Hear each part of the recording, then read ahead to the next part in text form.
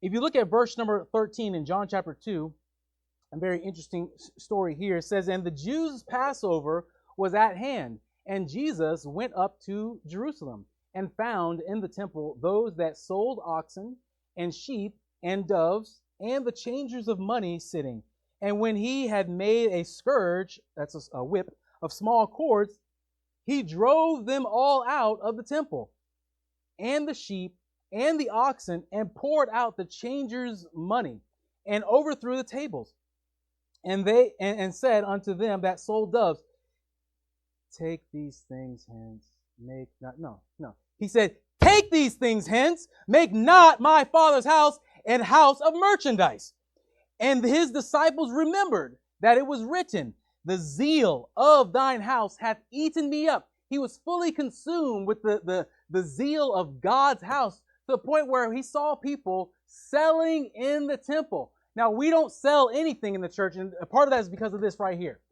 See, the thing is that all the churches that have like a coffee shop, a bookstore, you can buy these little trinkets and chains and stuff. Well, God hates that. I mean, Jesus would come in there and he would, flip over all those tables. If Jesus was walking around the earth today, he would go right into those churches and knock all those CDs, sermon CDs, or music, praise and worship CDs, USB, that now they got USB sticks and all. He'd knock all that stuff over because they're selling it. It's this filthy lucre. Why are they turning God's house into, in another gospel, talking about a den of thieves where people want to come in and steal that stuff? Well, it's saying, well, you're selling something. You're inviting all of these wicked people to come in and steal stuff.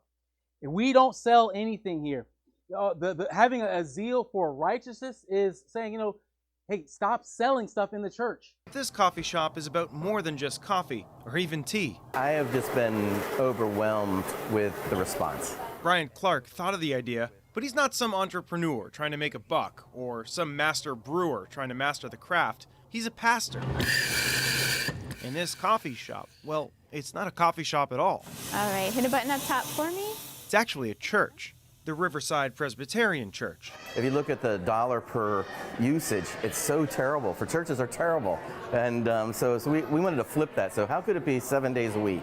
And that maybe Sunday's our smallest time. And so the idea for Ridgetop Coffee was born. In one area, the traditional sanctuary. Another area, the coffee shop. This is not a place of merchandise. We don't have products, okay? There's no selling going on here. Everything is free. We received it freely. Why can't we give it freely, right? This is the house of God, okay? Where 2 or 3 are gathered together in his name, there he is with us. He's not selling stuff. He came to seek and save that which is lost.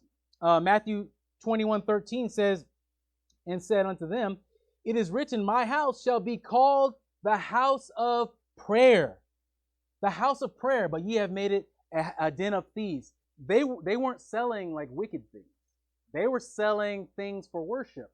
Oxen that had to be sacrificed for sins. They were selling things that were a part of the spiritual worship of an individual. That's what they were selling. And what's interesting is that there'll be churches that make that excuse. Hey, we're not selling soda. We're not selling, shoes here. There's a list of products where these churches, they try to justify selling in the church. What about Bibles? There are churches that sell Bibles. Why are they selling Bibles? Okay?